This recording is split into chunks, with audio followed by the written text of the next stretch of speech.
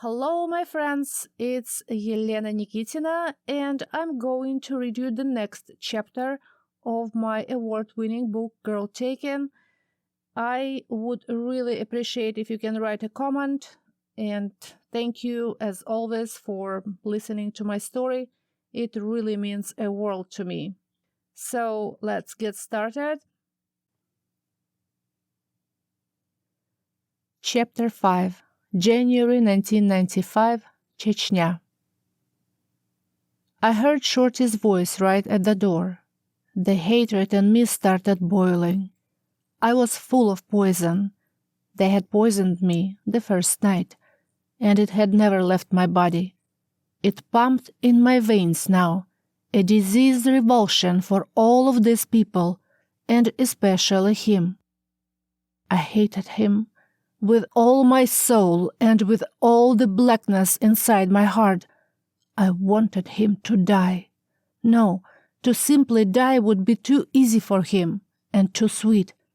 I wanted him to go out slowly, in pain and in terror and in humiliation, like the humiliations he delivered to hapless Russian teenagers, conscripts, which he so enjoyed describing in minute detail. I sat quietly on the bed, afraid to move. The lamp shone dimly. "Don't come in," I said silently in my mind. "Please don't come in here." He read my thoughts and hurried to torment me. The door opened. He was very short, the caricature of a capering gnome from childhood nightmares.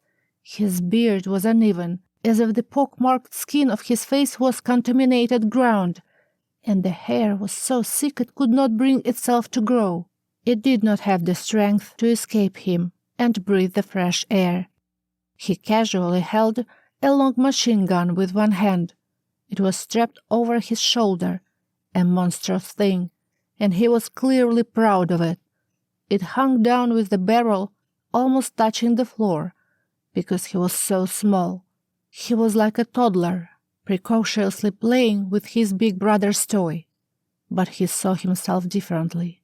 He stood in the doorway grinning, the master thespian, warming up to play his role. The audience in the other room had waited all day for one of his famous performances. "Well, shall I tell you a story about your Russians?" he said. "We have a few of cowards in captivity right now in the pit. We have not decided what to do with them yet. Today we had some fun. I cut the tongue out of one of them because he could not speak Chechen. Tomorrow I'll cut his ears off and bring them to you." With pounding heart, I was there just motionless, staring at the wall in silence, shaking with hatred. He was angry. "Get up when I talk to you," he ordered. I wanted to die right there. I was overwhelmed with fear, hatred, and despair. I was ready to explode. "Get on your feet!" I slowly began to crawl out of bed and stood in front of him at my full height. I was a little taller than him. Our eyes met, and suddenly I burst out. "Do you want to know who the real coward is? It's you!" The whole apartment was deathly quiet. At that moment, I could no longer think. Everything dropped away. All I could see was his ugly and distorted face. He was like the villain in a medieval fairy tale, a small, gnarled monster that hides under a bridge and eats passing children. I did not care what he did. He could kill me, but nothing he might do mattered to me anymore. I could no longer hold it in.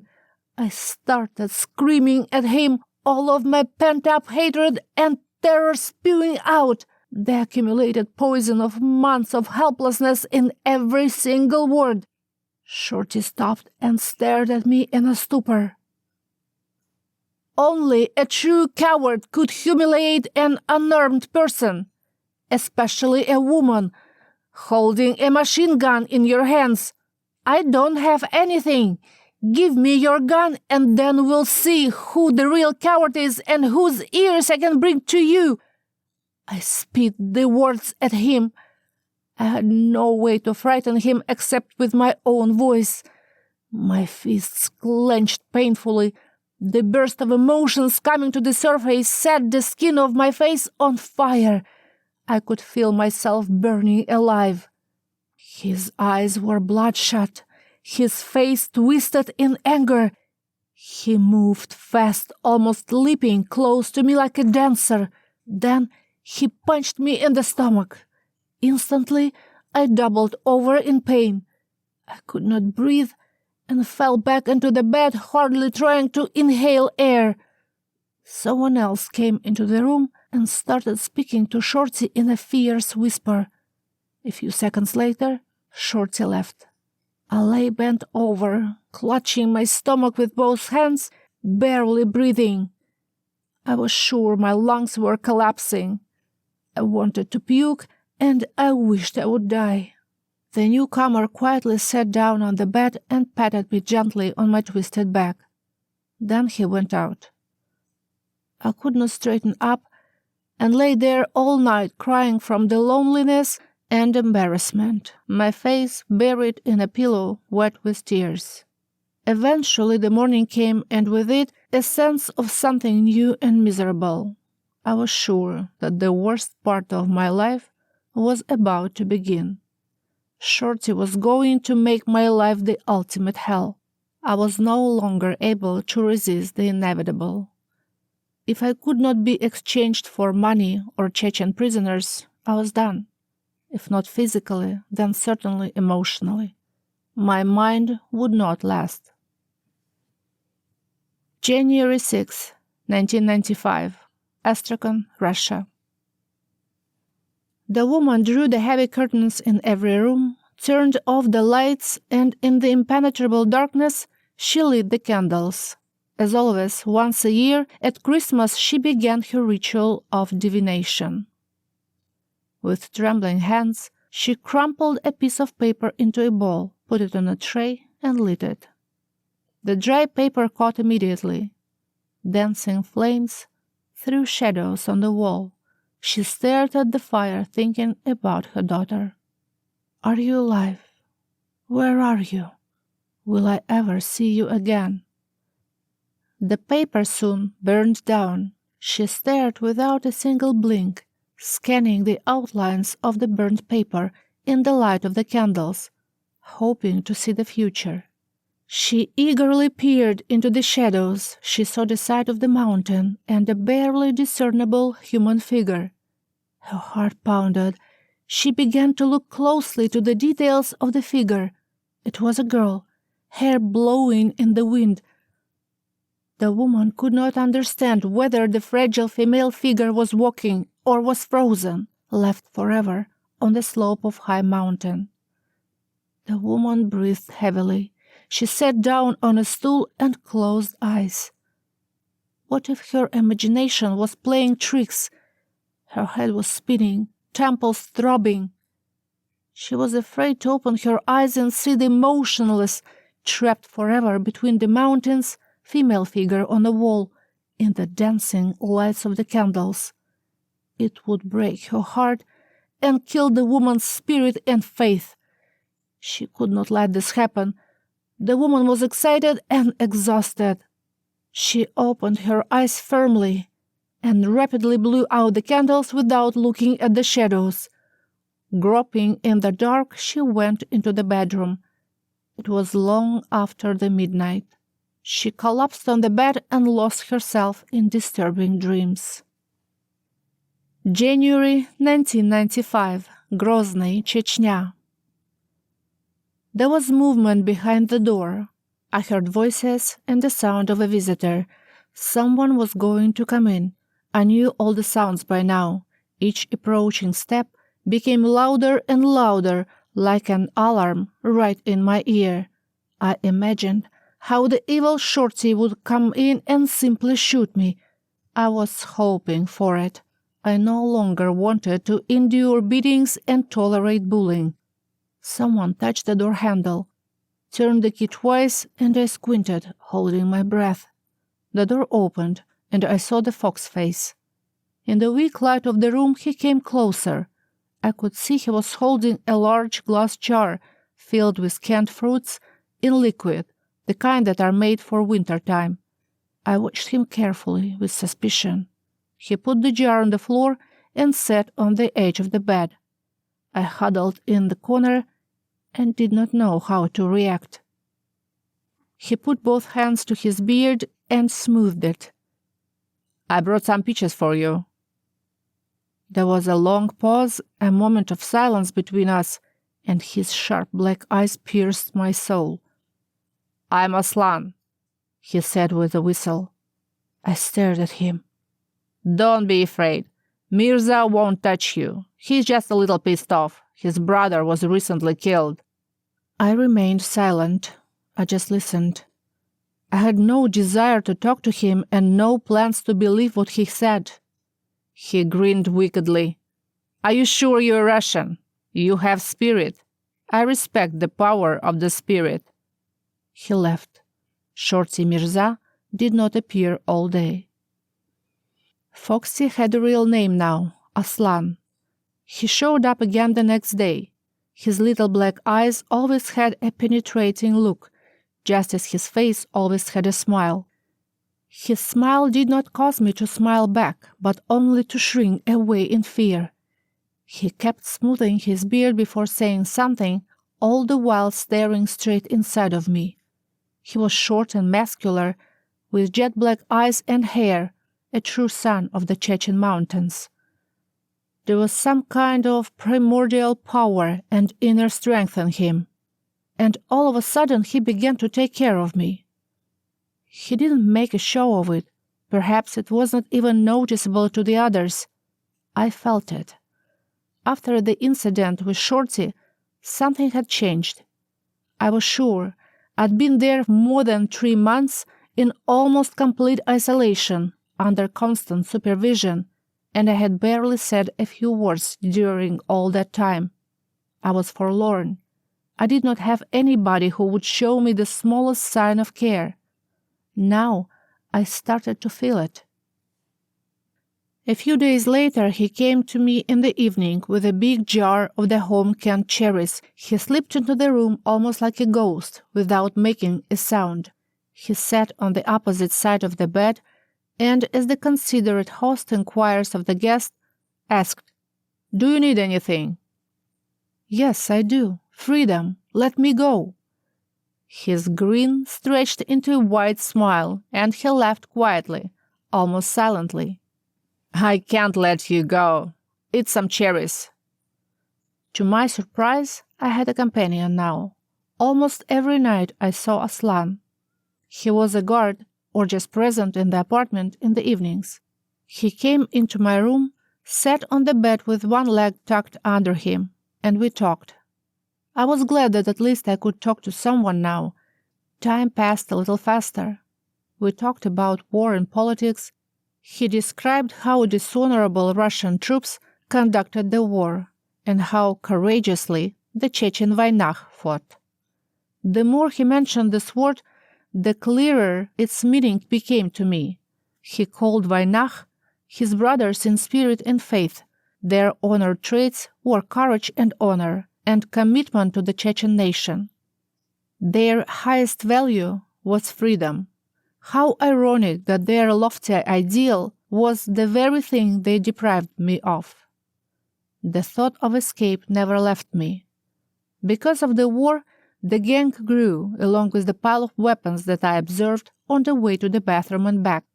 The gangsters and the weapons lived symbiotically, feeding each other, giving each other health and life. As one group multiplied, the other did too. If the war was a heavy spring rain, the gangsters and guns were the mushrooms sprouting in the forest. Now there were a lot more of both. In one of the escape plans I drew up in my mind, I considered stealing a weapon, but the opportunity never came. I could not even come close. I thought if I had a gun, I would be ready to shoot anyone on my path. In my imagination, I planned a massacre of everyone in the apartment, and then I would escape. The only thing missing to complete my plan was a gun. I still kept hoping that one day the police or the troops would find me and save. Russian troops were very close, after all. I even imagined Sergei, armed to the teeth, breaking into the apartment and ruthlessly killing everyone and liberating me. I thought about my mom and could not hold back the sobs. How was she coping with this? Was she even alive? I was ready to leave this place at any moment, leave forever and never come back. One day, my thoughts materialized. In the evening, the space behind the wall was filled with an unusually large number of voices. It did not cease until late at night.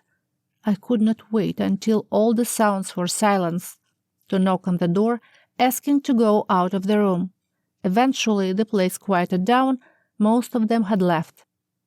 I went into the bathroom and instantly spotted the gun. It was resting on the floor, a black pistol with a brown handle. I had been dreaming about it for so long, I almost could not believe it was really there. I had been given a gift. With shaking hands, I picked it up, hid it under my dress, and brought it with me into my room. It was not big, but it was heavy. Maybe it was fully loaded. I was not afraid of weapons. I've always loved them. All of the children received basic military training at school, and it was there that I discovered my passion for weapons. The lessons were my favorite ones in school. I was an excellent shot. In school competitions, I was one of the best with a rifle. I could disassemble and reassemble an AK-47 in a few seconds. But I did not know anything about pistols. Was it loaded? Would it shoot when I pulled the trigger? How many bullets did it have? I carefully held it in my hand, a small device with such great power. I could take away the lives of the men outside the door. As many lives as the gun had bullets. Having the gun gave me strength. If I could shoot without a miss and without hesitation, I would be able to escape. In my heart, I had always wished my captors were dead. But could I kill? I replayed the plan in my head over and over. It seemed so real. I could knock on the door and kill the person who opened it, right from the distance of my arm's length. Doubts plagued me. It was against my instincts to kill another person. It was against human biology itself. But no, wasn't violence part of human nature, especially in a situation like mine? I was alone, and there might be more than two of them. They would kill me before I could kill them. Then they would kill my mother and all my family and relatives. I was paralyzed by fear. I could not foresee how events would play out. I wanted to save my life by taking away other people's lives. I had planned the murder and escape in my imagination, relying on the movies I had watched and books that I had read. But my reality was far away from a movie. It would be much easier to commit an unplanned, accidental murder, having the plan to murder someone, and then sticking to the plan. It was impossible for me. I could not change myself. I could not kill. To continue living in captivity was not an option for me. It was beyond my fading strength. Every day, every hour, every minute of time that dripped by, I could see myself fading. The life force that had long nourished me was fading, drying up, growing brittle and weak. It could crumble to dust and be blown away by a stiff breeze. With a gun in hand, though, I could put an abrupt end to my long downward spiral. I could decide my own fate, if no one else's. All I needed to do was pull the trigger. One bullet, and I could once and for all end my suffering. I squeezed the pistol grip and pulled the trigger. Bang! I fired a shot into the wall and threw the gun on the floor. The sound was loud. It started a commotion in the apartment. Someone ran to the door and opened it quickly. I recognized the silhouette of Aslan, followed by 2 other men. There was a complete silence for a few seconds. I was nailed to the edge of the bed. "I could have killed you all, but I didn't. Go and leave." I could not find anything else to say. My hands were shaking. I was trembling like a leaf in overwhelming, unpleasant excitement. Aslan picked up the gun and stared at me in the dim light for a long time. His foxy animal grin was gone. Then he left the room. I cried all night, hating my weakness and regretting my failed chance. Maybe it was my last and only chance for salvation. Time passed.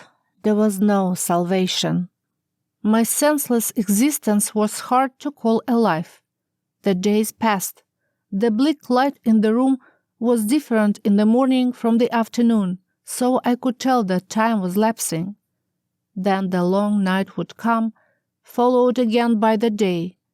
It seemed that 100 hours could march by slowly, like mourners at a funeral.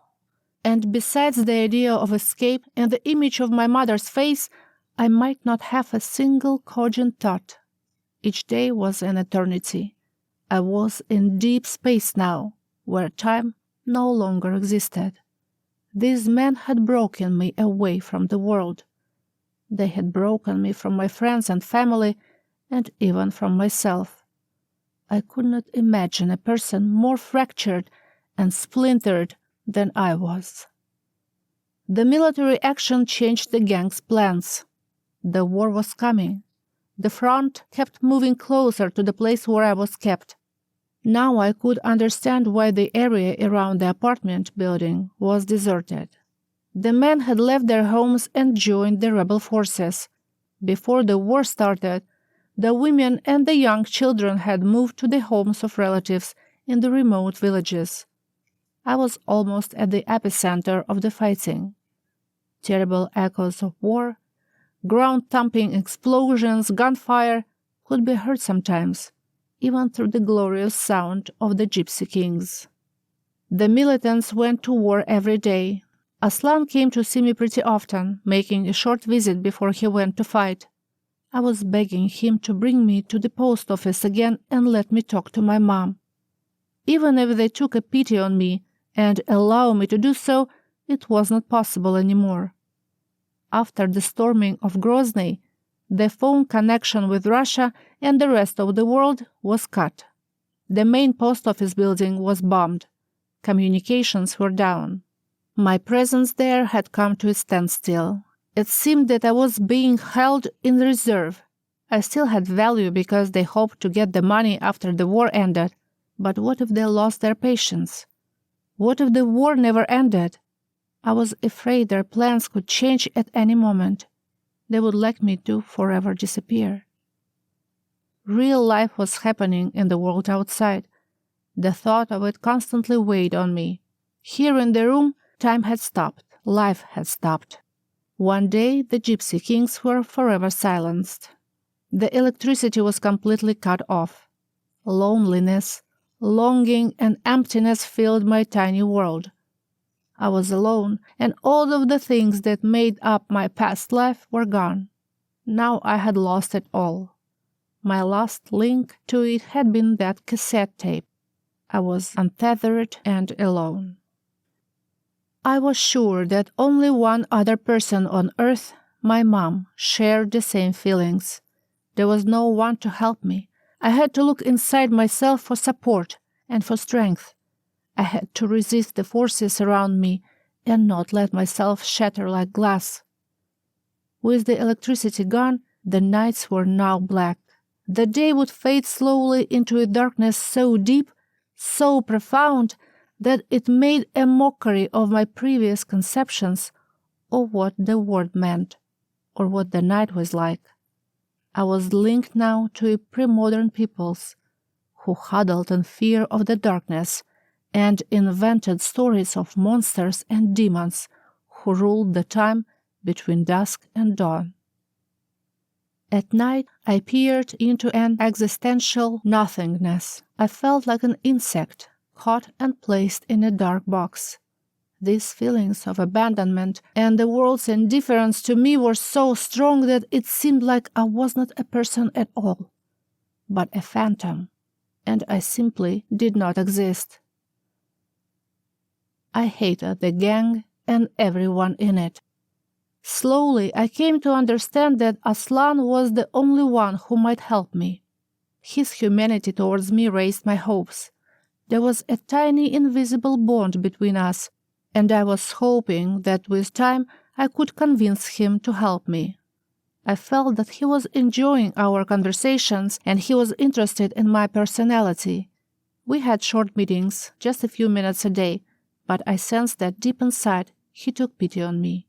He was adamant about achieving their criminal purpose and getting the money, but he was also kind to me in his own way. After I fired the gun at the wall, the next day he came into my room in a flurry. His eyes shone. "I like your character. And you're beautiful. You're a warrior. True Vainach." He saw a fearless warrior in me, such as he was himself, someone for whom the war is an exciting game, tickling the nerves and chilling the spine. But he was wrong. I was not like that. I was trying to just survive. I did not want to play the fearless fighter. I wanted to go home. He had been enthusiastically telling me stories about the elusive detachment of women snipers, the so-called white tights. They fought on the side of anti-Russian forces in war zones. In Chechnya, they were legends. No one knew who they were. Some people thought they were biathletes from the Baltic states, Lithuania, Latvia, and Estonia, 3 former Russian republics. Female snipers, mercenaries, never seen.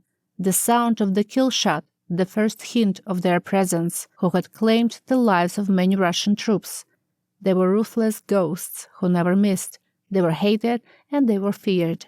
The only ones who ever saw their faces were the ones who killed them. They refused to be caught alive. Faced with capture, they would shoot themselves in the head, believing that to die instantly was the greatest mercy. The white tights left no clues behind them, no hint of who they really were. And nobody knew if they were reality or just a myth. I could tell Aslan wanted to believe they were real, and he wanted to believe that I was like them. Once they took me to shoot. I was confused by such an attention, but endlessly happy to finally breathe the long-awaited fresh air. It was winter and a warm gray day. There was no sun at all. A large group came outside into deserted and gloomy courtyard. There were 8 men with me, all the familiar faces from inside the apartment. The winter chill went straight to my head like a drug, the oxygen saturating my pores. Despite the absence of sunlight, the gray and gloomy day brought me amazing pleasure. It made me want to run far away from this terrible place without looking back. Everyone climbed into 2 cars parked at the entrance of the building. I watched in silence and listened to their conversations, trying to recognize familiar words in their bizarre language. We were in a suburb of Grozny, with a few 5-story apartment buildings around. The trip was very short. 5 minutes later, the car stopped right at the side of the road.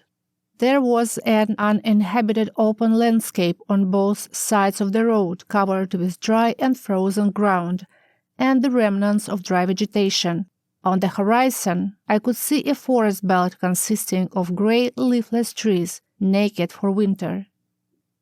The militants unloaded the car, carrying weapons and boxes of targets out.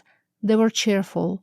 I watched this gang of heavy-armed and laughing men under the low leaden sky, and I could not understand how it happened that I was among them, helpless to change anything. Suddenly, there was deafening gunfire. One of the men tossed a glass bottle in the air, and several others volleyed at it with their machine guns. When the roar quieted down, the militants set a row of the green glass bottle on a small hill a few yards away. Aslan approached, with a pistol in his hand. He cocked the gun and gave it to me. It was large, black and heavy. I wished he had given me a machine gun.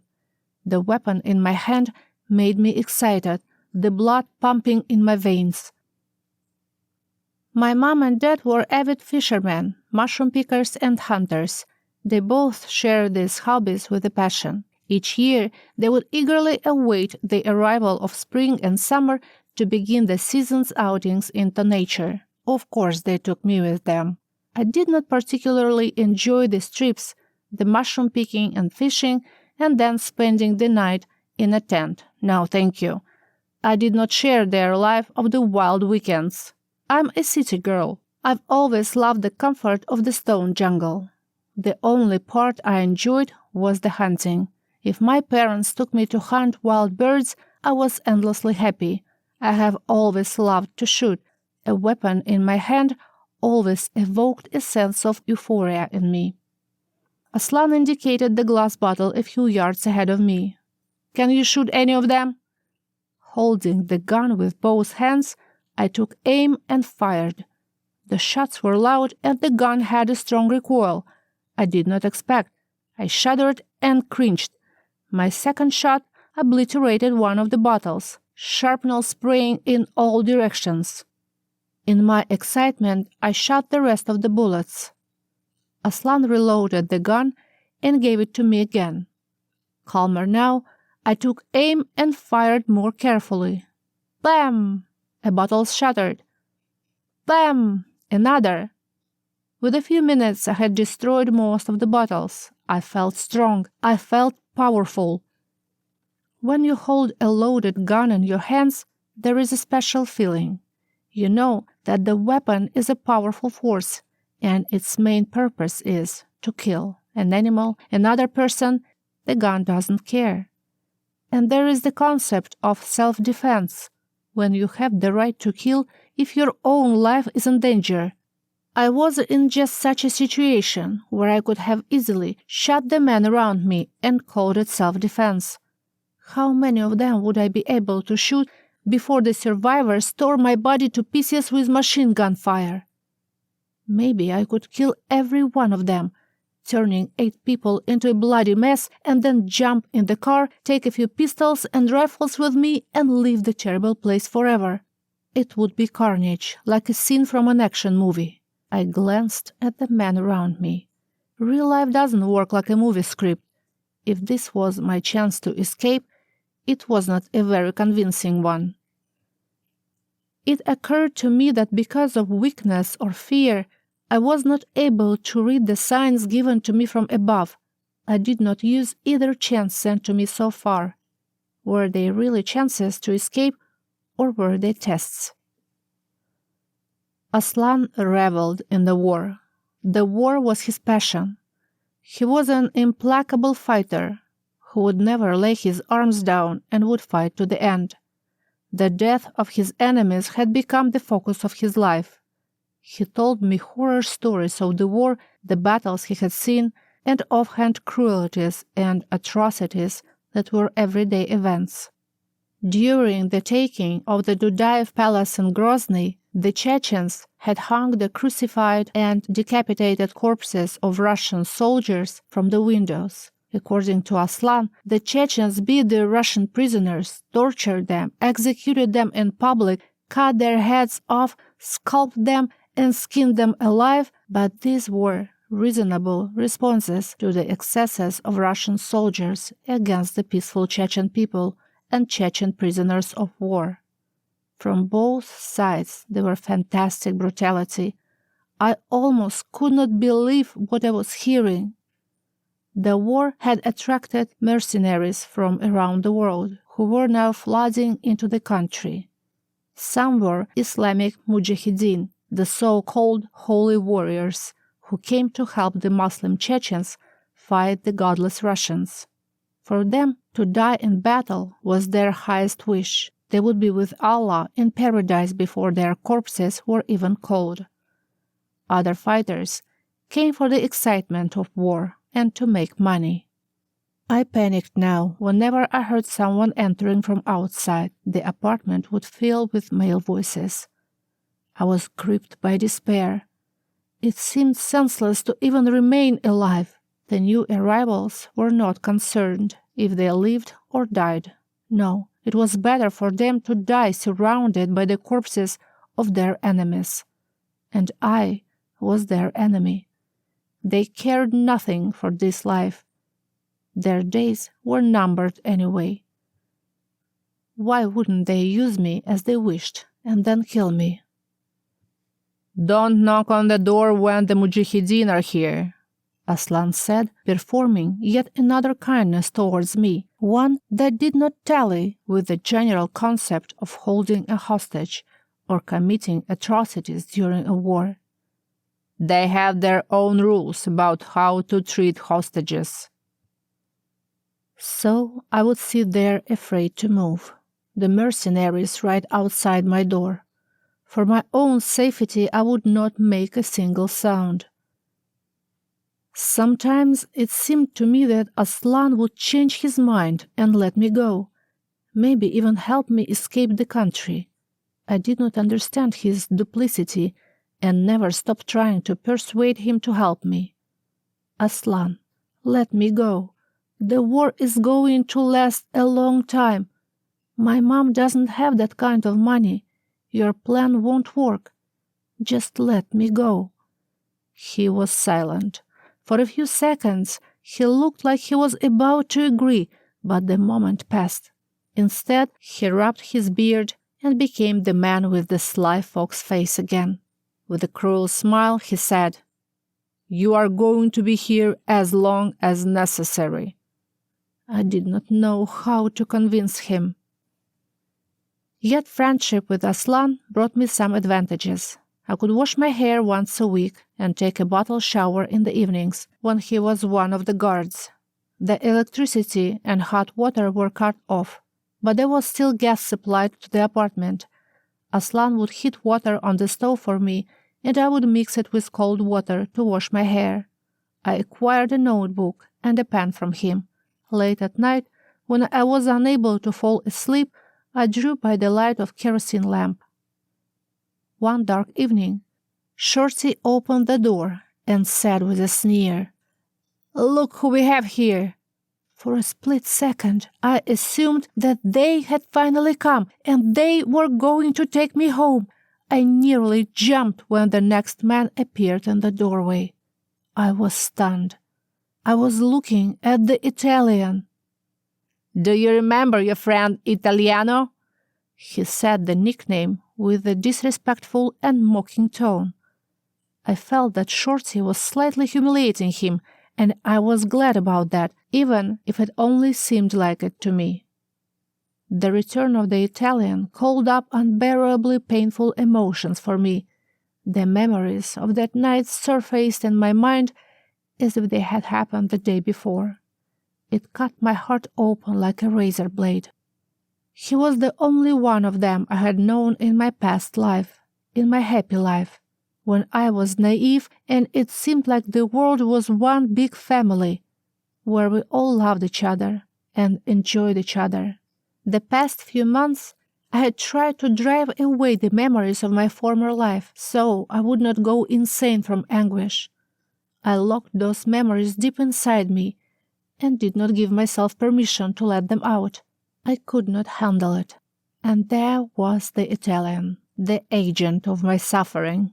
His presence made my heart shrink. I hated him.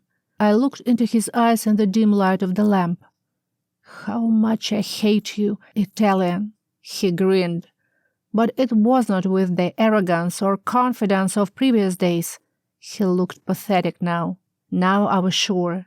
The derogatory tone Shorty took with him was real, and there was some reason behind it. The next day, when Aslan showed up, I tried to find out about the Italian. My feelings had not deceived me. The Italian was an absolute zero, a pawn in the game. During my kidnapping, his role was to follow me and find out the places I frequented. No one respected him, and that made me glad in an evil and vindictive way. When the war started, he fled Chechnya and had been hiding somewhere outside the country. He was not considered vainach, and therefore everyone looked down on him. He had never even been to Europe. He simply created that illusion so people who didn't know him would think he was successful. I gloated and rejoiced that he was not recognized among his friends.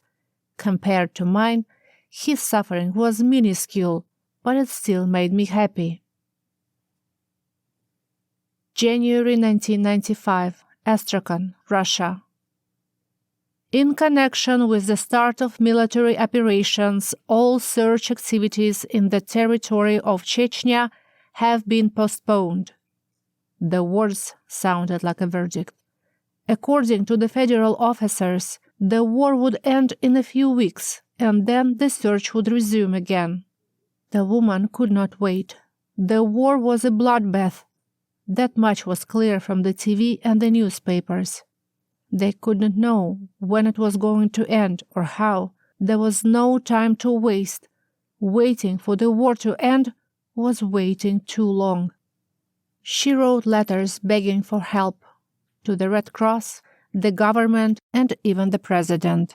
Endless days would pass while she waited for an answer. Each time she opened the envelopes with trembling hands, her breath stuck in her throat, only to read once again the disappointing words, "The search will resume at the first opportunity." The abductors no longer called. Apprehension tortured her, causing the woman to assume the worst. Faith was the only thing left that helped her endure the long and painful days and nights. She waited and prayed, sometimes so long and so hard that she prayed herself into oblivion until she lost consciousness. She disappeared from the real world, seeing apparitions, or maybe they were just dreams. She could not tell the difference. When she came back, she was amazed how clearly she remembered all the details of her strange travels. She entered into someone's unknown body and flew over the earth. She watched the surroundings through someone else's eyes. She saw her daughter, and she knew that her daughter was alive. She felt it almost physically. The hallucinatory journeys were so confusing, but satisfying. They were feeding her. She saw the Almighty, who appeared and spoke to her without words. He was fatherly, caring, and incredibly calm, instilling a sense of hope in her and faith that her daughter was alive. After these dreams and visions, she came back to the real world with an unwavering sense of confidence. What was happening on the other side fueled her. From that other world, she drew new strength to live on. January 1995, Grozny, Chechnya. The nights became especially difficult. The impenetrable darkness, lit only by a kerosene burner, that made everything seem even more eerie. As each endless night came in, I turned into a cave dweller. The room became a tomb. January came to an end. If I had a calendar, I could cross the 4th month of my captivity out of my life. It was wasting away. Minute by minute, I was losing it pointlessly. My situation had been bad enough, but the war made it so much worse. A gang of thugs had kidnapped me in the hope of a quick and easy score, but they had miscalculated badly. My mother didn't have the money they wanted, and they did not foresee the arrival of a protracted and brutal war. Although it was possible that they were well informed about it long before its arrival. The Chechen army consisted of many different units and groups, large and small. Each was supposed to report to an assigned field commander, but some groups did not obey anyone. They committed acts of sabotage or pursued their own criminal ends, the sale of weapons, drugs, and slaves, as well as trafficking people in and out of the country. The war gave them cover and a pretext for their actions. I guessed that they did not know what to do with me now. To make public phone calls to Russia from the ruined city under the constant threat of falling mortal shells, that wasn't an option. The main post office building was bombed and destroyed long ago. Russian troops were moving deeper into the country and occupying cities and towns. The losses on both sides were enormous. I was lucky. My captors were religious fanatics. They didn't smoke or drink alcohol.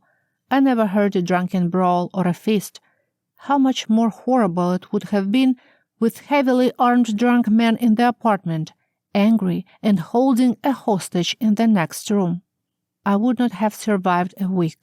In moments of despair, I dreamed that a bomb would fall right into this apartment and smash the whole thing to hell with me in it. My perpetual fear of the unknown was leading to a desire for someone to end this miserable existence. I drove away my own thoughts of suicide. In my heart, I still hoped to live here one day. But what a relief it would be for all this to just suddenly stop. Every time I thought out all kinds of options for salvation and convinced myself that it would happen soon. But I also did not know how much longer I could stand this existence. I comforted myself with the thought that I would sooner or later be swept in a prisoner of war exchange, or the Russians would eventually capture the whole of Chechnya, so it would be easier for me to find the way out, or there would be someone, some compassionate local, who would report the location of the captive to the Russian authorities. I was not even close to my goals. My dreams of escape were just that, daydreams. Left alone in the room, I was able to live in a fantasy, waiting for the rescue or some elaborate escape. During the past few months, I had been able to somehow adapt to the conditions imposed on me. It was a temporary arrangement designed to help me survive this time and not go insane or kill myself. The small gang of 10 people who I had come to know by face was growing and changing. A few had died, and others had been wounded and could no longer fight. I became accustomed to seeing the same people again and again, especially Aslan, who seemed more or less good-natured. I had learned the demeanor of each of them. I could distinguish their voices and footsteps through the door. But then the new faces appeared. The new people brought new fears. My heart would stop at the sight of the bearded and unkempt mujahideen. There were only a few of them. There was no mercy in them at all, and perhaps no humanity. Their eyes were blank and hard. They had come here to kill and to die, if that was Allah's will. They spoke yet another indecipherable language. I could not understand a word they say, but I could feel the cruelty emanating from them. Sometimes one of them would open the door to my room, stand at the threshold, and stare at me. I would pretend to be asleep, my body motionless on the bed, my face to the wall. I could not move. Inside, I would shake in terror. I hoped that he could not see me trembling. I just prayed that soon the door would close and I would be left alone. The fear settled inside me, and I could not overcome it. It was rapidly destroying me. Outside, the night came, and impenetrable darkness enveloped my already hopelessly gloomy room. Behind the door, there were voices and laughter.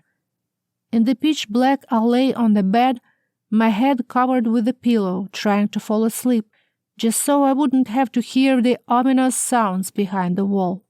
More than anything, I was irritated by their cheerful mood. My brain refused to relax, and my racing heartbeat would not let me sleep. My ear was trained by now. Even muted by the pillow, I could recognize all the sounds in the apartment. Suddenly, I heard a painfully familiar rustle. Someone cranked the key in the lock. I held my breath. A man entered the room and closed the door behind him. Footsteps quietly approached. I no longer pressed the pillow over my ears. Now I listened. I listened with my entire body, my whole being. I could hear the distinct sound of a kerosene lamp placed on the floor. I sat up, pushing the pillow aside. A circle of eerie yellow light came from the lantern, pushing the darkness to the corners. In its sinister glow, he came straight toward me.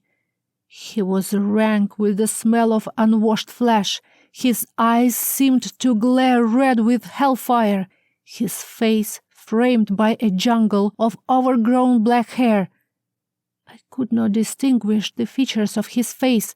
He was huge, black mass coming right at me, unbuttoning his pants on the way. He did not say a word. I was engulfed by a fire from inside my body. It was fight or flight, but there was nowhere to run. Adrenaline surged through my system. Terror kicked into gear, something I never expected. Aggression. I did not even wait for him to reach me. I attacked. I jumped out of the bed and into the corner of the room. I picked up the tape recorder, my salvation for so long but useless now that the electricity was cut, and threw it at him, as if that could even slow him down. He was a monster. The recorder bounced off his chest and fell to the floor. He kept coming, his face blank, eyes like the living dead. I kicked him and punched at him. I could not see anything in front of me, just my arms, my knees and feet flying forward, churning, striking at this huge mass of flesh. I attacked him with everything I had, all of the helplessness of my existence. Mobilized, the two of us were like one big tangle, a twisted mass of anger and venom, cruelty and hate. No cry for help escaped from me. I silently fought with all my being, and I did not care if I lived through it. A sudden sharp slap across my face burned my skin like hellfire and threw me backwards. I hit the wall and fell onto the floor. I seemed to lose consciousness and become immersed in a black, empty abyss just for a split second. An instant later, I woke up, rushing again into the unequal battle. But I was no longer able to do it. I was on the floor, my hands restrained over my head, my body crushed under the weight of this disgusting brute. I could not move, could not breathe, and was just trying to dodge my face from the foul, rank breath of the mujahideen. I sobbed silently, the salty tears flowing into my mouth. The huge body moved on top of me, trying to satisfy its pleasure, violently tearing my flesh from the inside. I felt no pain. I just wanted it to end. Finally, the man's body trembled. His animal desire satiated. He weakened. A moment later, he got up, and I started breathing again. Without a word, he left the room, leaving me alone, humiliated and disgraced, torn to pieces. My lips were bleeding. Left wrist was covered in blood, but I still did not feel any physical pain. A strong sense of aversion filled me. I pulled the pillowcase off the pillow and began to carefully wipe away the traces of his alien and stinking residue from between my legs. I jumped up and down, trying to drive the last remnants of him from my body. I was crushed, flat and dead, as if someone had ripped my soul out, and there was nothing left inside but emptiness. And yet, even in the immediate aftermath, even while in shock, my desire to escape remained powerful. It was still there. I could feel it. I would not let this destroy me. Despite everything, I would not allow myself to lose my mind. In my world, I had no friends. I was one person, alone, among my enemies. But there are moments in life that a person cannot survive by herself. I had reached my limit. I could not handle anything more. I wanted to believe that Aslan was brought into my life for a reason. Without his help, I was not going to make it. Whatever feelings Aslan had for me, I needed him to act on them now. He was the most compassionate and kind among them all. All this time I had suffered and cried alone. But now my faith in my own strength was shaken. I could not withstand the next onslaught, and I was on the verge of insanity. The next night Aslan came to my room. I was waiting for him, and I could not resist. For the first time, I cried in front of him, desperately cried for his help. I broke down. I begged and I threatened him. I sobbed like a child and I yelled in despair, "I'm going to kill myself." I did not know what effect it had on him. He was impossible to read. Maybe it was a coincidence, and he had been making efforts on my behalf all along. Or maybe he finally took pity on my plight right then. He smothered his beard, staring through me with his foxy grin. "You will be moved tomorrow to another place," he said. "You are leaving in the morning. There you will be safe." For a moment, I was positive that a guardian angel was watching over me. Aslan could not let me go or help me escape, but at least I would be far from this place.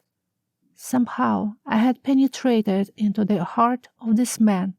I felt sure that sooner or later he would help me get home. I could not sleep thinking about where I would be the next day. I didn't care. I just wanted to leave this gloomy apartment. There was no way to escape from it. I tried to drive away the thoughts of hopelessness in order to keep my sanity. I had to have faith. I listened to the sound behind the wall, lying in the dark on the bed, waiting and ready to leave at any moment. Dawn had not yet come when I heard a furtive movement outside my room. Aslan came in without making a sound, lighting his way with a burning candle. He always moved quickly and silently, as if he was on the prowl. He not only looked like a fox, he had the same habits as one. I was ready. Aslan sat on the edge of the bed, and even the old bed did not creak under him. He stroked his beard as always, and his eyes gleamed in the dim light. In the air, I felt a weight. This moment was important. I froze in frustration. "Something has changed? I'm staying here?" He shook his head. "No, just calm down. I made a promise to you, and I will fulfill it. But I want to warn you, as a friend." He looked like a cold-blooded killer once again. Mercy was replaced by the cruelty in his eyes. "This is for your own good. During the trip, if we run into a Russian checkpoint, you'd better sit quietly, or better pretend to be asleep. If you cry or ask for help, it will be bad. They will start a shootout and you'll be the first one to die. Your mother will also die. I can't do more for you than tell you this." For the first time in the many days and nights of my captivity, I felt somewhat happy, if only for a short while. It was a relief to be taken away from this terrible place, which will forever leave an ugly scar in my soul. I was as grateful for Aslan's care as the abused and hungry dog is grateful when he is thrown a piece of bread. It was my small victory. My soul was tormented, but I continued to live no matter what. I did not need much time to get ready. All of my meager possessions would fit in 2 hands, except for the pink robe, which was bulky and heavy, but I did not want to part with it. It was warm and cozy. Although now I only wore the long blue dress, sometimes I used the warm robe when it was cold. I packed it in the plastic bag, together with the black square of my old, folded mini dress, which I had kept under the pillow until now. It took me about a minute to get my other belongings together, a few hygiene items, which had been a real treasure for me. I had been ready to leave the night before, and now was looking forward to this exciting moment. I could not see myself in the mirror, but I could easily imagine my strange appearance. If not paying attention to my light green eyes, I could easily pass for a local woman. The long blue dress covered my body, and my blonde hair was hidden under a headscarf. At the moment, I did not care much about my looks. I could not wait to leave this god-forsaken, unfortunate place, from which there was nowhere to go except the cemetery. I hoped that new place might bring me a chance to escape. I wanted to believe. Aslan led me out of the dark apartment, through the even darker hallway, and outside to the green military SUV that was parked, already started up in front of the building. There were men inside the vehicle, a driver and Shorty. The rear seat was taken by me and Aslan. Once again I was driven in a car into the unknown. I sat by the window, leaning my forehead against the cool glass. Outside, it was very dark, but I felt the approach of dawn. I watched as we left the suburbs, leaving behind a few of Khrushchev's 5-story apartment buildings, the old hulks flowing backwards and disappearing into the darkness. The car bounced up and down on the potholed road, not giving me a second to relax and soak up the serene beauty of the pre-dawn. I missed the world terribly, and I looked with pleasure out the window, trying to catch a glimpse of open nature. I didn't know when or if I would ever see it again. Spring was approaching. Outside the window there was a glimmer of dawn. Life went on, and what happened was not up to me. The great Chechen land was pockmarked, burned, and ripped by bomb explosions and massive gunfire. In the midst of so much destruction, who would care about a single, lost, tortured soul? I was torn by two opposites. On the one hand, if I tried to shout for help at the military checkpoint, I might be saved. On the other hand, if I did that, I might cause a gunfight, and then I would be just killed. The militants were moving from one place to another under the guise of innocent civilians. I could tell by the way they looked. None of them carried an exposed weapon. I guessed that I was with them in a car, playing the role of someone's wife or sister. The excitement overwhelmed me. What should I do? What if this was a chance? What if it was my last chance? The trip was very long, about an hour or more. At dawn, the blurred landscapes outside the window began to turn into three-dimensional objects. On both sides of the road there were sparsely growing trees with foggy mountains on the horizon. The wild country around us was dark gray. The trees had not blossomed yet. We passed a long house from time to time. They all seemed empty and abandoned. The people had fled deeper into the countryside to escape the war. I was tense now. The car rolled quickly on the bumpy side roads in the gloomy dawn as I prayed to be stopped by a military patrol. My heart beat crazily. I was ready to explode and didn't even consider pretending to be asleep. On the contrary, my eyes were wide open, scanning for a movement, for soldiers, for anything. I had decided for myself, for everyone, I would scream for help at the first Russian army checkpoint. For once, my actions would seal all of our fates. Time passed, and nothing was happening. The militants kept quiet, not speaking a word. The gray morning did not get any lighter. Everything was shrouded in a thick, ominous fog. The spirit of war was in the air and made it heavy. Would I manage to survive this nightmare? When would it be over? And how would it end? The end of the chapter. Thank you for listening. Please don't forget to write a comment, like this video, and subscribe to my channel. See you next time. Stay well.